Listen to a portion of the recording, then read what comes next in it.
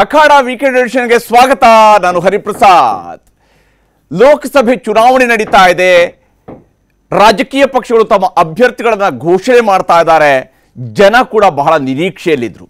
ಆದರೆ ಅಪ್ಪನ ನಂತರ ಮಕ್ಕಳು, ಮಾವನ ಬದಲು ಸೊಸೆ, ಗಂಡನ ಬದಲು ಹೆಂಡತಿ, ಈ ರೀತಿಯಾದಂತಹ ಪಟ್ಟಿಯೇ ಹೊರ ಬರ್ತಾ ಇರುವಂಥದ್ದನ್ನು ನಾವು ನೋಡ್ತಾ ಇದ್ವಿ.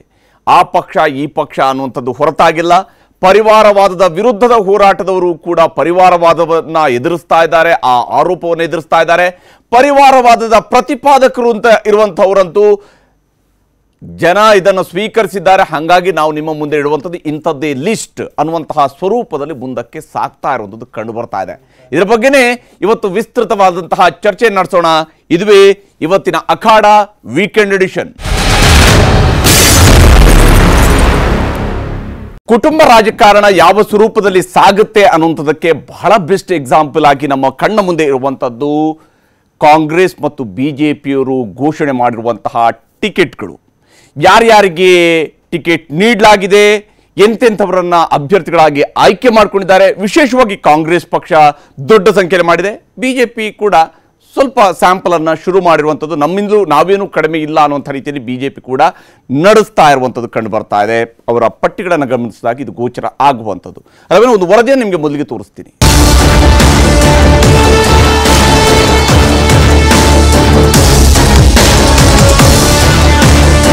ಈವರೆಗೂ ಜೆಡಿಎಸ್ಗಷ್ಟೇ ಸೀಮಿತವಾಗಿದ್ದ ಪರಿವಾರ ಪಾಲಿಟಿಕ್ಸ್ ಕಾಂಗ್ರೆಸ್, ಬಿಜೆಪಿ, ಜೆಡಿಎಸ್ಗೂ ಅಂಟಿದೆ. ಮೂರು ಪಕ್ಷಗಳಲ್ಲೂ ಇದೀಗ ಅಪ್ಪ ಮಕ್ಕಳದ್ದೇ ದರ್ಬಾರ್.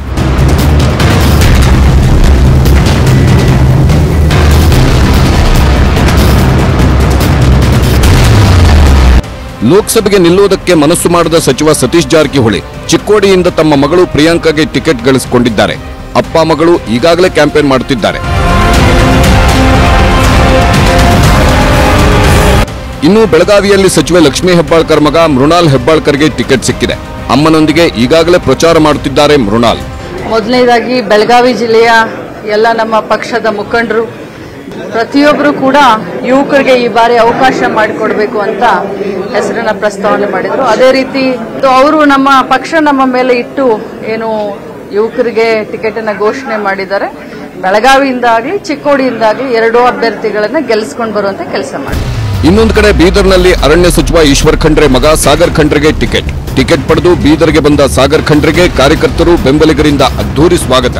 ಇವತ್ತಿನ ದಿವಸ ನಮಗೆ ಬೀದರ್ ಲೋಕಸಭಾ ಕ್ಷೇತ್ರದ ಕಾಂಗ್ರೆಸ್ ಪಕ್ಷದಿಂದ ಟಿಕೆಟ್ ಘೋಷಣೆ ಆಗಿದೆ. ಬಹಳ ಸಂತೋಷ ಆಗಿದೆ. ಇದ್ರ ಜೊತೆ ನನಗೆ ಗೊತ್ತು ಯಾವ ರೀತಿ ನಮ್ಮ ಪಕ್ಷದವರು ನನ್ನ ಮೇಲೆ ಭರವಸೆ ಇಟ್ಟು ಈ ಟಿಕೆಟ್ ಅನ್ನು ಕೊಟ್ಟಿದ್ದಾರೆ. ಅದಕ್ಕೆ ಈ ಭರವಸೆನ ನಾವು ಒಳ್ಳೆ ರೀತಿಯಲ್ಲಿ ನಾನು ಕೆಲಸ ಮಾಡಿ, ಅವರ ವಿಶ್ವಾಸವನ್ನು ನನ್ನ ಮೇಲೆ ಇಟ್ಟಿದ್ದಾರೆ, ನಾನು ಒಳ್ಳೆ ರೀತಿಯಲ್ಲಿ ಕೆಲಸ ಮಾಡಿ ನಾನು ಜನರ ಆಶೀರ್ವಾದ ಕೂಡ ನಾನು ಗಳಿಸಿ ನಾನು ಗೆಲ್ಲುವ ನಮಗೆ ವಿಶ್ವಾಸ ಇದೆ. ದಾವಣಗೆರೆಯಲ್ಲಿ ಸಚಿವ ಎಸ್ ಮಲ್ಲಿಕಾರ್ಜುನ್ ಪತ್ನಿ ಡಾಕ್ಟರ್ ಪ್ರಭಾ ಮಲ್ಲಿಕಾರ್ಜುನ್ ಕಣಕ್ಕಿಳಿದಿದ್ದಾರೆ.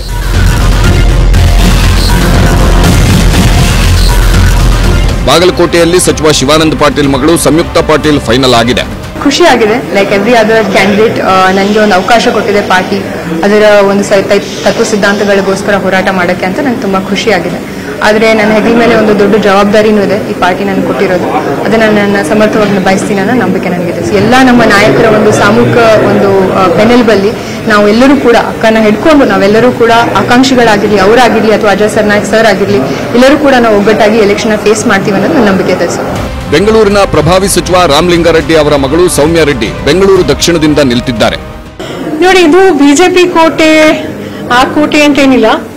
ಜನ ವ್ಯಕ್ತಿ ನೋಡ್ತಾರೆ, ಪಕ್ಷ ನೋಡ್ತಾರೆ, ಹೇಗೆ ಕೆಲಸ ಹಿಂದೆ ಸಂಸದರು ಮಾಡಿದ್ದಾರೆ ಅಂತ ನೋಡ್ತಾರೆ.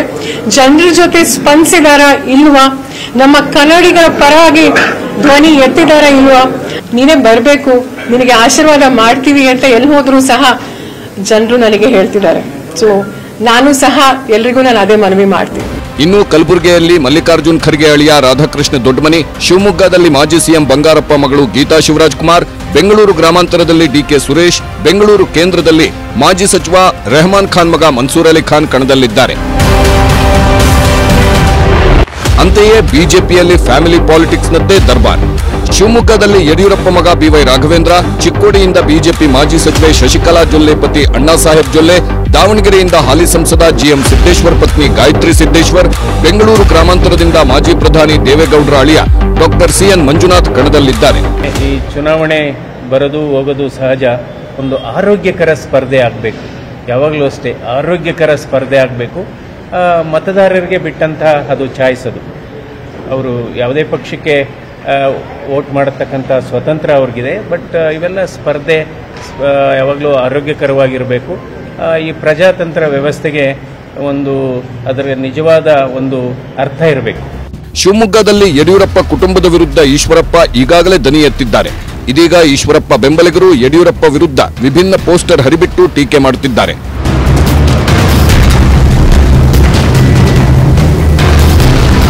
ಇದೀಗ ಶಿವಮೊಗ್ಗದ ಕಾರ್ಯಕರ್ತರ ಸಭೆಯಲ್ಲೂ ಈಶ್ವರಪ್ಪ ಯಡಿಯೂರಪ್ಪ ಕುಟುಂಬವನ್ನ ಟೀಕಿಸಿದ್ದಾರೆ.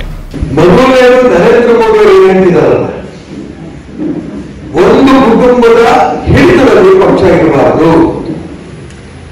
ಸೋನಿಯಾ ಗಾಂಧಿ, ರಾಹುಲ್ ಗಾಂಧಿ ಅವರು ಹೇಳ್ತಾರೆ, ಒಂದು ಪಕ್ಷದಿಂದ ಮುಕ್ತನ ಮಾಡೇ ಮಾಡ್ತೀನಿ ಬಿಡಲ್ಲ. ಆದ್ರೆ ಕಾಂಗ್ರೆಸ್ ಪಕ್ಷದ ಸಂಸ್ಕೃತಿ ಕರ್ನಾಟಕ ರಾಜ್ಯ ಭಾರತೀಯ ಜನತಾ ಪಾರ್ಟಿಗೆ ಬಂದಿದೆ. 6 ತಿಂಗಳು ಖಾಲಿ ಇಟ್ಟು ಹಠ ಮಾಡಿ ದೆಹಲಿಗೆ ಹೋಗ್ಬಿಟ್ಟು ಬಂದು ರಾಜ್ಯ ಅಧ್ಯಕ್ಷರು ಕೂಡ ಆ ಕುಟುಂಬದವರೇ ಆದರು. ಇನ್ನೊಂದು ಕಡೆ ಬಿಜೆಪಿಯಲ್ಲಿ ರೆಬೆಲ್ ಆಗಿರೋ ಮತ್ತೋರ್ವ ನಾಯಕ ಮಾಜಿ ಸಿಎಂ ಸದಾನಂದ ಗೌಡರು ಕೂಡ ಇದೇ ಪರಿವಾರವಾದವನ್ನ ವಿರೋಧಿಸಿದ್ದಾರೆ. ಕರ್ನಾಟಕದ ಬಿಜೆಪಿ ಶುದ್ಧೀಕರಣದ ಕಡೆಗೆ ನನ್ನ ಮುಂದುವರಿದ ನಡಿಗೆ. ನೀವು ಹೇಳಬಹುದು, ಈ ಶುದ್ಧೀಕರಣದ ಅಭಿಯಾನ ಅದಕ್ಕೆ ವೇಗ ಕೊಡಲಿಕ್ಕೆ ಸದಾನಂದ ಗೌಡರಿಂದ ಈ ಶುದ್ಧೀಕರಣಕ್ಕೆ ಸಾಧ್ಯ ಅಂತ ನಾನು ಹೇಳಲಿಕ್ಕೆ ಇಚ್ಛೆ ಪಡ್ತಾ ಇದ್ದೇನೆ. ಈಗಲೂ ಕೂಡ ನನ್ನ ಪಾರ್ಟಿಯಲ್ಲಿ ಒಂದಷ್ಟು ಜನ ಈ ಶುದ್ಧೀಕರಣದ ಕಡೆ ಹೋಗಬೇಕು ಅಂತ ಹೇಳುವಂತಹ ಮಾನಸಿಕತೆಯಲ್ಲಿರುವಂತದ್ದನ್ನಿದ್ದಾರೆ. ಅವರ ಹೆಜ್ಜೆಗಳು ಸ್ವಲ್ಪ ಸ್ವಲ್ಪ ಅಲ್ಲಿ ಬೇರೆ ಬೇರೆ ಆಗಿರಬಹುದು. ಆದರೆ ಇದು ಒಂದು ಹಂತದಲ್ಲಿ ಕ್ರೋಢೀಕರಣ ಆಗ್ತದೆ ಅಂತ ನಾನು ಭಾವಿಸ್ತಾ ಇದ್ದೇನೆ. ಈ ಮಧ್ಯೆ ಬಿಜೆಪಿ ಅಪ್ಪ ಮಕ್ಕಳ ಹಿಡಿತದಲ್ಲಿದೆ ಎಂಬ ಬಿಜೆಪಿ ನಾಯಕರ ಹೇಳಿಕೆಯನ್ನೇ ಇಟ್ಟುಕೊಂಡು ಪ್ರಧಾನಿ ಮೋದಿ ಅವರಿಗೆ ಟಾಂಗ್ ಕೊಟ್ಟಿದೆ ಕಾಂಗ್ರೆಸ್. Bureau report, news 18. ಇದರ ಬಗ್ಗೆ ಮಾತನಾಡೋದಕ್ಕೆ ನಮ್ಮ ಜೊತೆಗೆ ಅತಿಥಿಗಳು ಕೂಡ ಜಾಯ್ನ್ ಆಗಿದ್ದಾರೆ. ಭಾರತೀಯ ಜನತಾ ಪಕ್ಷದ ರಾಜ್ಯ ವಕ್ತಾರರಾಗಿರುವ ಚಂದ್ರಶೇಖರ್ ಅವರು ನಮ್ಮೊಂದಿಗೆ ಕಾರ್ಯಕ್ರಮದಲ್ಲಿ ಜಾಯ್ನ್ ಆಗಿದ್ದಾರೆ. ಹಾಗೆಯೇ ಕಾಂಗ್ರೆಸ್ನ ರಾಜ್ಯ ವಕ್ತಾರರಾಗಿರುವಂತಹ ನಟರಾಜ್ ಗೌಡರು ನಮ್ಮೊಂದಿಗೆ ಕಾರ್ಯಕ್ರಮದಲ್ಲಿದ್ದಾರೆ. ರಾಜಕೀಯ ಪಕ್ಷಗಳ ಕಾರ್ಯಕರ್ತರು ಕೂಡ ನಮ್ಮ ಜೊತೆಗೆ ಈ ಕಾರ್ಯಕ್ರಮದಲ್ಲಿ ಜಾಯ್ನ್ ಆಗಿದ್ದಾರೆ. ಯಾಕಂದ್ರೆ ಇಲ್ಲಿ ಪ್ರಶ್ನೆಯನ್ನ ಮಾಡಬೇಕಾಗಿರುವಂಥದ್ರಲ್ಲಿ ಬಹಳ ಮುಖ್ಯವಾಗಿರುವಂಥ ರಾಜಕೀಯ ಪಕ್ಷಗಳ ಕಾರ್ಯಕರ್ತರು ಕೂಡ. ಯಾಕಂದ್ರೆ ಒಬ್ಬ ಕಾರ್ಯಕರ್ತನ ಕೆಲಸ ತನ್ನ ಪಕ್ಷವನ್ನ ಜನರ ಹತ್ರಕ್ಕೆ ತೆಗೆದುಕೊಂಡು ಹೋಗುವಂಥದ್ದು, ತನ್ನ ಪಕ್ಷದ ಸಿದ್ಧಾಂತವನ್ನ ಜನರಿಗೆ ಮನವರಿಕೆ ಮಾಡಿಕೊಡುವಂಥದ್ದು, ತನ್ನ ಪಕ್ಷದ ಕಾರ್ಯಕ್ರಮಗಳನ್ನು ಜನರಿಗೆ ತಿಳಿಸುವಂಥದ್ದು, ತಮ್ಮ ಪಕ್ಷದ ಸರ್ಕಾರ ನಡೆಸಿರುವಂತಹ ಕೆಲಸಗಳನ್ನು ಜನರಿಗೆ ಮುಟ್ಟಿಸುವಂಥದ್ದು, ಆ ಫಲಾನುಭವಿಗಳಿಗೆ ನೋಡಿ ಇಂಥದ್ದೆಲ್ಲ ಯೋಜನೆಗಳನ್ನ ನಮ್ಮ ಸರ್ಕಾರ ತಂದಿದೆ, ಇದರ ಲಾಭವನ್ನು ನೀವು ಪಡ್ಕೊಳ್ಬಹುದು ಅಂತ ಹೇಳಿ ಅವ್ರಿಗೆ ವಿವರಿಸುವಂಥದ್ದು ಸಾಮಾನ್ಯ ಕಾರ್ಯಕರ್ತನ ಕೆಲಸ ಆಗಿರುತ್ತೆ. ಆದರೆ ಕಾರ್ಯಕರ್ತನೇ ಆಗಿರ್ತಾರೆ. ಆದರೆ ಕೆಲವು ಕಾರ್ಯಕರ್ತರು ಅಂದರೆ ಮಂತ್ರಿಗಳ ಮಕ್ಕಳಾಗಿರುವಂತಹ ಕಾರ್ಯಕರ್ತರು ಅಥವಾ ದೊಡ್ಡ ರಾಜಕಾರಣಿಯ ಕುಟುಂಬದಲ್ಲಿರುವಂತಹ ಕಾರ್ಯಕರ್ತರು ಮಾತ್ರ ಪಕ್ಷಗಳ ಟಿಕೆಟ್ ಅನ್ನು ಪಡ್ಕೊಳ್ತಾ ಇರುವಂಥದ್ದು ಯಾವ ಕಾರಣಕ್ಕಾಗಿ ಅನ್ನುವಂತಹ ಪ್ರಶ್ನೆಯನ್ನ ಬಹುಶಃ ರಾಜಕೀಯ ಪಕ್ಷಗಳ ಕಾರ್ಯಕರ್ತರು ಇದನ್ನು ಕೇಳಬಹುದು ಅಂತ ನಾನು ಅಂದ್ಕೊಂಡಿದ್ದೀನಿ. ಚರ್ಚೆ ನಾನು ಆರಂಭಿಸ್ತೇನೆ ಚಂದ್ರಶೇಖರ್ ಅವ್ರ ಮೂಲಕವಾಗಿ. ಚಂದ್ರಶೇಖರ್ ಅವರೇ, ಕಾಂಗ್ರೆಸ್ ಪಟ್ಟಿಯನ್ನು ನೋಡಿದಾಗ ತಮಗೇನು ಅನ್ನಿಸ್ತು? ಅಲ್ಲ, ಅದೇನು ವಿಶೇಷ ಅನ್ಸಲ್ಲ. ಕಾಂಗ್ರೆಸ್ನ DNA ಒಳಗಡೆನೆ ಕುಟುಂಬಕ್ಕೆ ಇಡೀ ಪಕ್ಷ ಇವತ್ತು ನೇತು ಬಿದ್ದಿರೋದು ಒಂದು ಕುಟುಂಬಕ್ಕೋಸ್ಕರ. ನೋಡಿ, ಇವತ್ತು ನಾವು ಕಾಶ್ಮೀರದಿಂದ ಕನ್ಯಾಕುಮಾರಿವರೆಗೆ ಎಲ್ಲಾ ರಾಜ್ಯದಲ್ಲೂ ಕುಟುಂಬದ ಪಕ್ಷಗಳಾಗಿದ್ದಾವೆ. ಶುರುವಾಗಿದೆ ಎಲ್ಲಿಂದ? ಮೂಲ ಬೀಜ ಹಾಕಿದೆ ಕಾಂಗ್ರೆಸ್. ನೆಹರು ಅವರು ಮೊದಲನೇ ಬಾರಿಗೆ ಪ್ರಧಾನಮಂತ್ರಿ ಆದಾಗ ಅವ್ರು ಫಾರಿನ್ ಟ್ರಿಪ್ಪಲ್ಲೆಲ್ಲ ಮಗಳನ್ನ ಕರ್ಕೊಂಡು ಹೋಗ್ತಾ ಇದ್ರು. ಸಾವಿರಾರು ಜನ ಸ್ವಾತಂತ್ರ್ಯ ಹೋರಾಟರ ಜೊತೆಲಿದ್ರು ಅವ್ರು ಯಾವ ಮಂತ್ರಿಗಳನ್ನ ಕರ್ಕೊಂಡು ಹೋಗ್ತಿಲ್ಲ, ಮಗಳನ್ನ ಕರ್ಕೊಂಡು ಹೋಗ್ತಾ ಇದ್ರು. 1959ರಲ್ಲಿ ಇನ್ನೂ ಇಂದಿರಾ ಗಾಂಧಿಗೆ 42 ವರ್ಷ ನ್ಯಾಷನಲ್ ಪ್ರೆಸಿಡೆಂಟ್ ಮಾಡಿದ್ರು ಕಾಂಗ್ರೆಸ್ದು. ಅಪ್ಪ ಪ್ರಧಾನಮಂತ್ರಿ, ಮಗಳು ನ್ಯಾಷನಲ್ ಪ್ರೆಸಿಡೆಂಟು ಆಗಿದ್ದು ಘೋರ ಏನು? 59ರಲ್ಲಿ ಆರ್ಟಿಕಲ್ 356 ಹಾಕಿ ಕಮ್ಯುನಿಸ್ಟ್ ಗೌರ್ಮೆಂಟ್ ಏನು ಜನರಿಂದ ಎಲೆಕ್ಟ್ ಆಗಿರ್ತಕ್ಕಂಥ ಗೌರ್ಮೆಂಟನ್ನೇ ನಾಶ ಮಾಡಿದ್ರು. ಅದಾದಮೇಲೆ ನೆಹರು ಅವರು ಮುಗಿದ ಮೇಲೆ ಪಟ್ಟಾಧಿಕಾರ ಇಂದಿರಾ ಗಾಂಧಿಗೆ ಬಂತು. ಅವರು ಬೀಜ ಹಾಕಿದ್ರು, ಫಲ ನೀವು ಕೂಡ ಯಾಕೆ ತಗೊಳಕ್ಕೆ? ಖಂಡಿತವಾಗಿಲ್ಲ. ನಾನು ಉದಾಹರಣೆಗೆ ಹೇಳ್ತೀನಿ. 78ರಲ್ಲಿ ಇಂಡಿಯನ್ ನ್ಯಾಷನಲ್ ಕಾಂಗ್ರೆಸ್ ಶುರುವಾಗಿದ್ದು ಇಂದಿರಾ ಗಾಂಧಿ ಅವರು INC. 78ರಿಂದ ಇವತ್ತು 44 ವರ್ಷದಲ್ಲಿ ಕೇವಲ ಒಂದು ಫ್ಯಾಮಿಲಿ ಬಿಟ್ಬಿಟ್ರೆ, ಇಂದಿರಾ ಗಾಂಧಿ ಫ್ಯಾಮಿಲಿ ಬಿಟ್ಬಿಟ್ರೆ, ಒಂದ್ 2 ವರ್ಷ ನರಸಿಂಹರಾವ್ ಅವರು, ಒಂದ್ 2 ವರ್ಷ ಸೀತಾರಾಮನ್ ಬಿಟ್ಬಿಟ್ರೆ, ಇಡೀ 44 ವರ್ಷ ಕುಟುಂಬ. ಆದ್ರೆ ಬಿಜೆಪಿ ಶುರುವಾಗಿ 1980ರಲ್ಲಿ 80ರಿಂದ ಇವತ್ತವರೆಗೂ ಒಬ್ಬರಿಗೊಬ್ಬರು ಸಂಬಂಧವೇ ಇಲ್ಲ. 8 ರಾಜ್ಯಗಳಿಂದ ಬಂದಂತಹ 11 ಜನ ಇವ್ರಿಗೂ ಅವ್ರಿಗೂ ಸಂಬಂಧ ಏನಾಗಿದೆ ಕರ್ನಾಟಕದಲ್ಲಿ ನೋಡಿ. ಕರ್ನಾಟಕದಲ್ಲಿ ನಿಮ್ಮ ನಾಯಕರು ಎತ್ತಿರುವ ಪ್ರಶ್ನೆ ಏನು? ಈಶ್ವರಪ್ಪ ಎತ್ತಿರುವ ಪ್ರಶ್ನೆ ಏನು? ಸದಾನಂದ ಗೌಡರು ಎತ್ತಿರುವ ಪ್ರಶ್ನೆ ಏನು? ಪರಿವಾರವಾದವನ್ನ ಕೇಳ್ತಿರೋದು ಯಾರು ನಿಮ್ಮ ಪಕ್ಷದಲ್ಲಿ? ಶುದ್ಧೀಕರಣದ ಮಾತಾಡ್ತಿರೋದು ಯಾರು ನಿಮ್ಮ ಪಕ್ಷದಲ್ಲಿ? ಯಾವ ಕಾರಣಕ್ಕಾಗಿ? ನಿಮ್ಮ ಪಕ್ಷದ ಕಾರ್ಯಕರ್ತರಿಗೆ ಹಾಗಾದ್ರೆ ಸಾಮಾನ್ಯ ಕಾರ್ಯಕರ್ತನಿಗೆ ರಾಜ್ಯಾಧ್ಯಕ್ಷ ಹುದ್ದೆ ಸಿಗುತ್ತಾ ಅನ್ನುವಂತಹ ಪ್ರಶ್ನೆಯನ್ನ ನಿಮ್ಮದೇ ಪಕ್ಷದ ನಾಯಕರುಗಳು ಯಾಕೆ ಕೇಳ್ತಾ ಇದ್ದಾರೆ? ಥ್ಯಾಂಕ್ ಯು ಸರ್, ಒಳ್ಳೆ ಪ್ರಶ್ನೆ ಕೇಳಿದ್ರಿ. 2 ನಿಮಿಷ ಉತ್ತರ ಕೊಡೋಕ್ಕೆ ಅವಕಾಶ ಕೊಡಿ. ಮೋದಿ ಅವರು ಪಾರ್ಲಿಮೆಂಟಲ್ಲಿ ಉತ್ತರ ಕೊಟ್ಟರು. ಕುಟುಂಬದಲ್ಲಿ ರಾಜಕಾರಣ ಇರೋದಕ್ಕೂ ಇಡೀ ರಾಜಕಾರಣವೇ ಒಂದು ಕುಟುಂಬ ಆಗೋದಕ್ಕೂ ವ್ಯತ್ಯಾಸ ಇದೆ. ಒಂದು ಪಾರ್ಟಿನಲ್ಲಿ ಒಬ್ಬ ಅಪ್ಪ ಇರ್ತದೆ, ಮಗನಿಗೆ ಶಕ್ತಿ ಇರುತ್ತೆ, ಸಾಮರ್ಥ್ಯ ಇರುತ್ತೆ, ಆಸ್ಪರ್ಧಕ್ಕೆ ಯಾರು ಬೇಡ ಅಂತ ಹೇಳಲ್ಲ. ಕುಟುಂಬ ರಾಜಕಾರಣ ಅಂದ್ರೆ ಯಾವ್ದು ಗೊತ್ತಾ? ಅಧ್ಯಕ್ಷ, ಉಪಾಧ್ಯಕ್ಷ ಎಲ್ಲರೂ ಇಡೀ ಫ್ಯಾಮಿಲಿಗೆ ಯಾರಿಗೆ ಟಿಕೆಟ್ ಕೊಡಬೇಕು, ಯಾರನ್ನು ಮುಖ್ಯಮಂತ್ರಿ ಮಾಡಬೇಕು, ಯಾರನ್ನು ಮಂತ್ರಿ ಮಾಡಬೇಕು ಅಂತ ಇಡೀ ಒಂದೇ ಒಂದು ಕುಟುಂಬ ಡಿಸೈಡ್ ಮಾಡುತ್ತಲ್ಲ. ನೀವು ಇವತ್ತು ಯಡಿಯೂರಪ್ಪನವ್ರ ವಿಚಾರ ಮಾತಾಡ್ತಿದ್ದೀರಿ. ಯಡಿಯೂರಪ್ಪನವರು ಅವ್ರ ಫ್ಯಾಮಿಲಿ ನಮ್ಮಲ್ಲಿ 544 ಜನ ಎಂಪಿಗಳನ್ನ ಡಿಸೈಡ್ ಮಾಡ್ತಾರ? ಇಲ್ಲ, 28 ಜನ ಎಂಪಿಗಳನ್ನ ಡಿಸೈಡ್ ಮಾಡ್ತಾರ. ವಿಜಯೇಂದ್ರ ಅವರು 1990ರಲ್ಲಿ ಯುವ ಮೋರ್ಚಾಗೆ ಬಂದರು. 1998ರಿಂದ ಪದಾಧಿಕಾರಿಯಾಗಿ ಕೆಲಸ ಮಾಡ್ತಿದ್ದಾರೆ. ನಾನು ಬಂದಿದ್ದು 2008, ನನಗಿಂತ 10 ವರ್ಷ ಮುಂಚೆ ಬಂದರು. ಅಂದರೆ ಆಲ್ಮೋಸ್ಟ್ 25ರಿಂದ 30 ವರ್ಷ ತನಕ ಎಲ್ಲ ಹುದ್ದೆಗಳಲ್ಲೂ ಇದ್ದು ಎಲ್ಲ ಜವಾಬ್ದಾರಿ ನಿರ್ವಹಿಸಿ ತಳಮಟ್ಟದಿಂದ ಕೆಲಸ ಮಾಡಿ ಅರ್ಹತೆ ಮೇಲೆ ಇವತ್ತು ಅಧ್ಯಕ್ಷರಾಗಿದ್ದಾರೆ. ಅರ್ಹತೆ ಮೇಲೆ, ಯಾವುದೇ ತಂದೆ ಹೆಸರಿಂದ ಅಥವಾ ಬೇರೆಯವರ ಹೆಸರಿಂದಲ್ಲ, ಅರ್ಹತೆ ಮೇಲೆ ಅಧ್ಯಕ್ಷರಾಗಿದ್ದಾರೆ. ಯಾಕೆಂತ ಹೇಳಿದ್ರೆ 30 ವರ್ಷ ದುಡಿದು ಸೌಸಿದರ ಸ್ವಾಮಿ ಜೀವನವನ್ನು ಸೂಚಿಸಿದ್ದಾರೆ. ದಾವಣಗೆರೆ ಸಂಸದರ ಪತ್ನಿ ಯಾವ ಕಾರಣಕ್ಕಾಗಿ ಟಿಕೆಟ್ ಪಡೆದ್ರು ಹೇಳ್ತೀನಿ.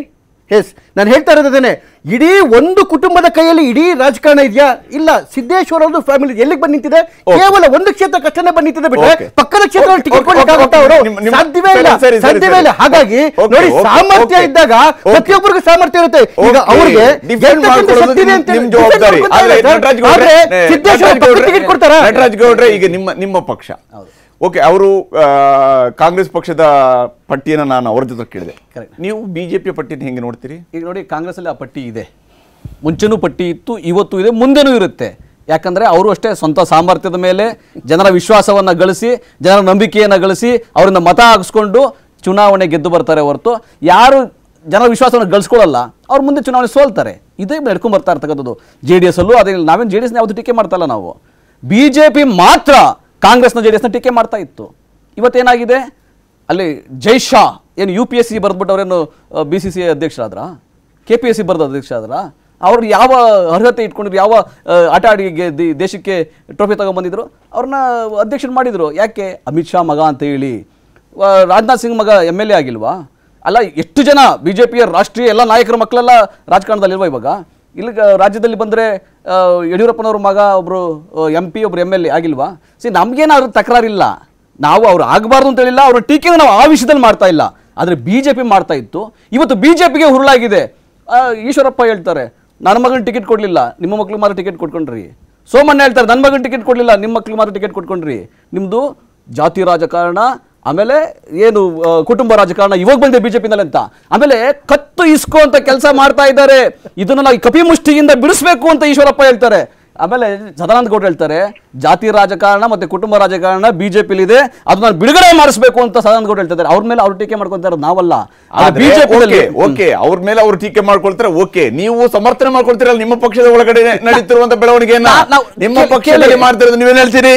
ನಾವು ಗೆದ್ದು ಬಂದ್ರೆ ಓಕೆ, ಗೆದ್ದು ಬರ್ತಾರೆ, ಯಾವ ಆಧಾರದ ಮೇಲೆ ಟಿಕೆಟ್ಗಳ ಹಂಚಿಕೆ ಆಗುತ್ತೆ? 26 ವರ್ಷ ತುಂಬಿದ ಯುವಕ ಇದ್ದಕ್ಕಿದ್ದಂತೆಯೇ ಪಕ್ಷದ ಅಭ್ಯರ್ಥಿ ಆಗೋಗ್ಬಿಡ್ತಾರೆ. ಕರೆಕ್ಟ್. ಅಂದ್ರೆ ಆ ಕ್ಷೇತ್ರಗಳಲ್ಲಿ ಇನ್ಯಾರು ಈಗ ನೋಡ್ರಿ, ಕಾರ್ಯಕರ್ತರ ಒತ್ತಾಯದ ಮೇರೆಗೆ, ಕಾರ್ಯಕರ್ತರ ಬೆಂಬಲದ ಮೇರೆಗೆ, ಜನತೆಯ ಬೆಂಬಲದ ಮೇರೆಗೆ ಅವ್ರಿಗೆ ರಾಜಕೀಯ ಸಂಪರ್ಕ ಬಂದಿದೆ. ರಾಜಕೀಯ ಸಂಪರ್ಕದಿಂದ ಅವರು ಚುನಾವಣೆಗೆ ಬರ್ತಾರೆ. ಬಿಜೆಪಿಯಿಂದ ಬರ್ತಾ ಇಲ್ವಾ? ಬಿಜೆಪಿ ರಾಜಕೀಯ ಸಂಪರ್ಕದಿಂದ ಬರ್ತಾ ಇಲ್ವಾ? ಇವರೇನು ವಿಜಯೇಂದ್ರ ಅವಾಗಿಂದ ಬರ್ತಾ ಇದ್ರು, ಇಷ್ಟು ಯುದ್ಧ 20 ವರ್ಷದಿಂದ ಇದೇನೋ ಸಂಘಟನೆ ಮಾಡಿದ್ದಾರೆ ಅಂತ. ಬರ್ಲಿ, ನಾವು ಬೇಡ ಅಂತ ಹೇಳಿದೀವಾ? ನೀವು ಕಾಂಗ್ರೆಸ್ನ ಮಾತ್ರ ಟೀಕೆ ಮಾಡ್ತೀರಿ. ನಿಮ್ಮ ಮನೇಲಿ ಏನಾಗಿದೆ ನೋಡ್ಕೊಳ್ಳಿ. ಇವಾಗ ನೀವು ಯಾವ ನೀತಿಗಳನ್ನು ಹೇಳ್ತಾ ಇದ್ರಿ, ಯಾವ ನಿಯತ್ತು ಹೇಳ್ತಾ ಇದ್ರಿ? ನೀತಿ ನಿಯತ್ತು ನಿಮ್ಗೆ ಏನಾದ್ರು ಇದೆಯಾ? ಮಾನದಂಡ ಇದೆಯಾ? ಅಲ್ಲ, ನೀವು ಕಾಂತೇಶ ಕೊಡಕ್ಕಾಗಲ್ಲ, ನಿಮ್ಗೆ ಈಶ್ವರಪ್ಪನ ಮಗನ್ ಕೊಡಕ್ಕಾಗಲ್ಲ, ಯಡಿಯೂರಪ್ಪನ ಮಗನ್ ಕೊಡ್ಬೋದು, ಸೋಮಣ್ಣನ ಮಗನ್ ಕೊಡಕ್ಕಾಗಲ್ಲ, ನೀವು ಯಡಿಯೂರಪ್ಪನ ಮಗನ್ ಕೊಡ್ಬೋದು. ನಿಮ್ಮಲ್ಲಿ ತಾರತಮ್ಯ ಯಾವ ರೀತಿ ಇದೆ ಅಂದ್ರೆ, ನಿಮ್ಗೆ ಬೇಕಾದವ್ರನ್ನ ಬೇಕಾದಾಗ ಬೇಕಾದ ಕಡೆ ಕೊಡೋದು, ಅದೇ ನಿಮ್ಮ ನಿಯಮ, ಅದೇ ನಿಮ್ಮ ನಿಯತ್ತು, ಅದೇ ನಿಮ್ಮ ನೀತಿ. ಇದು ನಿಮ್ಮ ದ್ವಂದ್ವ, ಡೋಂಗಿತನ ಅಂತಾರೆ ಇದಕ್ಕೆ, ಡೋಂಗಿತನ ಅಂತ. ಇವತ್ತು ಬಿಜೆಪಿನಲ್ಲಿ ಏನಾಗಿದೆ, ಯಾರು ಹೇಳಿದ್ದು, ಈಶ್ವರಪ್ಪನವ್ರು ಹೇಳಿದ್ರು, ಅಪ್ಪ ಮಕ್ಕಳ ಕಪಿಮುಷ್ಟಿನಲ್ಲಿ ಪಕ್ಷ ಸಿಕ್ಕಾಕೊಂಡ್ಬಿಟ್ಟಿದೆ, ನಾನು ಅದನ್ನು ಬಿಡುಗಡೆ ಮಾಡಿಸ್ತೀನಿ ಸ್ವತಂತ್ರ ಅಭ್ಯರ್ಥಿಯಾಗಿ. ಬಿಡುಗಡೆ ಮಾಡಿಸಿ. ಸದಾನಂದ ಗೌಡರನ್ನ ಹೇಳ್ತಾ ಇದ್ದಾರೆ, ಮುಖ್ಯಮಂತ್ರಿ ಆಗಿದ್ದವರು, ಯಾವ ಮಾನದಂಡ ಆಧಾರದ ಮೇಲೆ ಅವರನ್ನು ನೀವು ಟಿಕೆಟ್ ನಿರಾಕರಣೆ ಮಾಡಿದ್ದೀರಿ? ಒಂದು ರಾಜ್ಯಾಧ್ಯಕ್ಷ ಆಗಿದ್ದಂಥವ್ರು, ಯೂನಿಯನ್ ಮಿನಿಸ್ಟರ್ ಆಗಿದ್ದಂಥವ್ರು, ಅವ್ರಿಗೆ ನೀವು ಅವಮಾನ ಮಾಡಿದ್ದೀರಿ, ಇವತ್ತು ಕಣ್ಣೀರು ಹಾಕ್ಸಿದಿರಿ. ಜಗದೀಶ್ ಶೆಟ್ಟರ್ಗೂ ಇದೇ ಕಣ್ಣೀರು ಹಾಕ್ಸಿದ್ರಿ ನೀವು.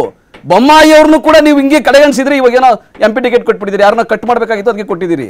ನೀವು ಯಾರ್ಯಾರು ಯಡಿಯೂರಪ್ಪನವ್ರನ್ನ ಕಣ್ಣೀರು ಹಾಕ್ಸಿದ್ರು, ಮುಖ್ಯಮಂತ್ರಿ ಸ್ಥಾನದಿಂದ ಕಣ್ಣೀರು ಹಾಕ್ಸಿ ಕೆಳಗಿಳಿದು ಹಾಕಿದ್ರು, ಅವರೆಲ್ಲರನ್ನೂ ಇವತ್ತು ಯಡಿಯೂರಪ್ಪನವ್ರು ಮುಗಿಸಾಕಿದಾರಲ್ಲ. BS ಸಂತೋಷ್ ಎಲ್ಲಿದ್ದಾರೆ ಇವತ್ತು? ನಳಿನ್ ಕುಮಾರ್ ಕಟೀಲ್ ಎಲ್ಲಿದ್ದಾರೆ ಇವತ್ತು?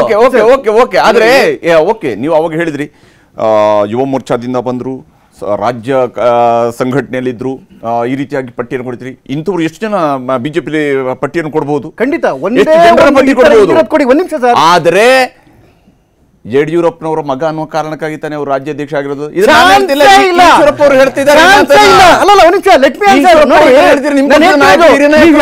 ಕುಟುಂಬದ ಒಳಗಡೆಗೆ ಬಂದಿರ್ತಕ್ಕಂಥ 30 ವರ್ಷ ಪಾರ್ಟಿಗೋಸ್ಕರ ಜೀವನ ತೆಗೆದಿರೋದು. ಇವತ್ತು ಕೊಟ್ಟಿರ್ತಕ್ಕಂಥ ಕಾಂಗ್ರೆಸ್ ನಲ್ಲಿ ಲಿಸ್ಟ್ ನೋಡಿ, ಪ್ರಿಯಾಂಕಾ ಜಾರಕಿಹೊಳಿ ಎಷ್ಟು ವರ್ಷದಿಂದ ಕಾಂಗ್ರೆಸ್ ಮೆಂಬರ್, ಬೇರೆ ವಿಷಯ ಬಿಟ್ಬಿಡಿ. ಅದಾದ್ಮೇಲೆ ಸಂಯುಕ್ತಾ ಪಾಟೀಲ್ ಕಾಂಗ್ರೆಸ್ ಅಲ್ಲಿ ಇದಾರ ಇಲ್ವಾ ಅವ್ರಿಗೆ ಗೊತ್ತಿಲ್ಲ, ಚಿಕ್ಕ ಹುಡುಗರು ಸರ್ ಇವರೆಲ್ಲರೂ. ಹೆಬ್ಬಾಳ್ಕರ್ ಮಗ, ಅದಾದ್ಮೇಲೆ ಮನ್ಸೂರ್ ಅಲಿ ಖಾನ್ ಸೆಂಟ್ರಲ್, ಅದಾದ್ಮೇಲೆ ಸಾಗರ್ ಖಂಡ್ರೆ ಸರ್. ಆ ಕಾರ್ಯಕರ್ತೆಯವರು ಸಿಕ್ಕಲಿಲ್ಲ. ಇನ್ನ ನೆನ್ನ ಮನೆ ಕಾಲೇಜ್ ಮುಗಿಸ್ಕೊಂಡ್ ಬಂದಿರೋರು ಸರ್. ಪಕ್ಷ ಗೊತ್ತಿಲ್ಲ, ಪಕ್ಷದ ಇದೇನು ಐಡಿಯಾಲಜಿ ಗೊತ್ತಿಲ್ಲ, ಯಾರು ಗೊತ್ತಿಲ್ಲ. ಇಡೀ ರಾಜ್ಯದಲ್ಲಿ ಕೇವಲ 6 ಸೀಟ್ಗಳು ಮಾತ್ರ ಬಿಟ್ಬಿಟ್ರೆ ಇನ್ನೆಲ್ಲವೂ ಅವರ ಫ್ಯಾಮಿಲಿಗೆ ಕೊಟ್ಕೊಂಡು ಹೋಗಿರೋ ಸರ್. ಈಗ ಹೋದಂತ ಮಾನ ಆನೆ ಕೊಟ್ಟರು ಬರಲ್ಲ ಅಂತೆ ಸರ್. ಇಲ್ಲಿ ಹಂಗಿರುವಾಗ ಈಗ ಅವರು 9 ಜನರಿಗೆ ಟಿಕೆಟ್ ಕೊಟ್ಟಿದ್ದಾರೆ ಅಂತ ನೀವು 3 ಜನಕ್ಕೆ ಕೊಟ್ಟಿದೀವಿ ಅಂತ ಹೇಳಿದ್ರೆ ಸಮರ್ಥನೆನಾ? ಈಗ ನೀವು ಹೇಳಿದ್ರಿ ಸಂಯುಕ್ತ ಪಾಟೀಲ್ ಎಲ್ಲಿ ಪಾರ್ಟಿ ಮೆಂಬರ್ ಆಗಿದ್ರು, ಸರಿ. ಅವ್ರು ಕೇಳ್ತಾರೆ ಮೈಸೂರು ಮಹಾರಾಜರು ಎಲ್ಲಿ ಪಾರ್ಟಿ ಮೆಂಬರ್ ಆಗಿದ್ರು, ಯದುವೀರ್ ಒಡೆಯರ್ ಅವ್ರನ್ನ ಇವತ್ತು ತಿಳಿಸಿದಿರಿ, ಅವ್ರು ಎಲ್ಲಿಗೆ ಬಿಜೆಪಿ ಮೆಂಬರ್ ಆಗಿದ್ರು. ಈ ಪ್ರಶ್ನೆಗೆ ನಿಮ್ಮಲ್ಲಿ ಏನು ಉತ್ತರ ಇದೆ? ನಿಮ್ಮ ಪಕ್ಷದಲ್ಲಿ ಕಾರ್ಯಕರ್ತರಿರ್ಲಿಲ್ವಾ? ಪ್ರಶ್ನೆ ಸರ್, ಮೇನ್ ಪ್ರಶ್ನೆ ಬರ್ತಿರೋದಿಲ್ಲಿ ಕುಟುಂಬ ರಾಜಕೀಯ ಅಂತ ಹೇಳಿದ್ರೇನು? ಇಡೀ ಪಕ್ಷವನ್ನ ಒಂದು ಕುಟುಂಬ ಕಂಟ್ರೋಲ್ ಮಾಡೋದೇ ಇವತ್ತಿನ ಡಿಬೇಟ್. ಬಿಟ್ಬಿಟ್ರೆ ಒಂದು ಕ್ಷೇತ್ರದ ಒಬ್ಬರಿಗೆ ಕೊಡ್ತಾರೆ ಬಿಡ್ತಾರೆ ಅವರ ಸಾಮರ್ಥ್ಯಕ್ಕೆ. ಆದ್ರೆ ಬಿಜೆಪಿನಲ್ಲಿ ಗಾಂಧಿ, ಸೋನಿಯಾ ಗಾಂಧಿ, ರಾಹುಲ್ ಗಾಂಧಿ ಬಿಟ್ಬಿಟ್ರೆ ಇಡೀ ಪಕ್ಷ ನೇತ್ ಬಿದ್ದಿದೆಯಲ್ಲ, ಅದು ಇವತ್ತು ಡೇಂಜರ್ ಅಂತ. ಯಾರು ಮೋದಿ ಅವರ ಬಾಯಲ್ಲಿ ರಾಜಕಾರಣ ಅಂತ ಬಂದಾಗ ಕೇವಲ ಒಂದು ಕುಟುಂಬದ ಕಪ್ಪಿ ಮುಷ್ಟಿ ಒಳಗಡೆಗೆ ಇಡೀ ಪಕ್ಷ ಒದ್ದಾಡ್ ಸಾಯ್ತಾ ಇರುತ್ತಲ್ಲ, ಆ ವಿಷಯ ಬಿಟ್ಬಿಟ್ರೆ ಯಾವ್ದೋ ಒಂದ್ ಸೀಟಲ್ಲಿ ಯಾರು ಕೊಡ್ತಾರೆ ಬಿಡ್ತಾರೆ ಅವ್ರ ಅರ್ಹತೆ, ಇದೆಲ್ಲ ಪ್ರಶ್ನೆ ಆಗಿರ್ತಕ್ಕಂಥದ್ದು. ಅಖಾಡ ವೀಕೆಂಡ್ ಎಡಿಷನ್ ಮುಂದುವರಿಯುತ್ತೆ ಚಿಕ್ಕ ಬ್ರೇಕ್ ನಂತರ.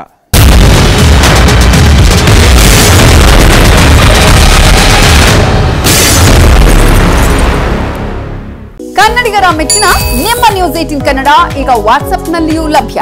ಕರ್ನಾಟಕ ಮತ್ತು ದೇಶ ವಿದೇಶದ 360 ಡಿಗ್ರಿ ಸುದ್ದಿ ವಿವರವನ್ನ ನೀವು ನಿಮ್ಮ ಕೈ ಬೆರಳುಗಳಲ್ಲಿಯೇ ಪಡೆಯೋದಿಕ್ಕೆ ಈ QR ಕೋಡ್ ಅನ್ನು ಸ್ಕ್ಯಾನ್ ಮಾಡಿ. ನಮ್ಮ ಚಾನೆಲ್ ಅನ್ನು ಫಾಲೋ ಮಾಡಿ, ನೋಟಿಫಿಕೇಶನ್ ಆನ್ ಮಾಡಿ.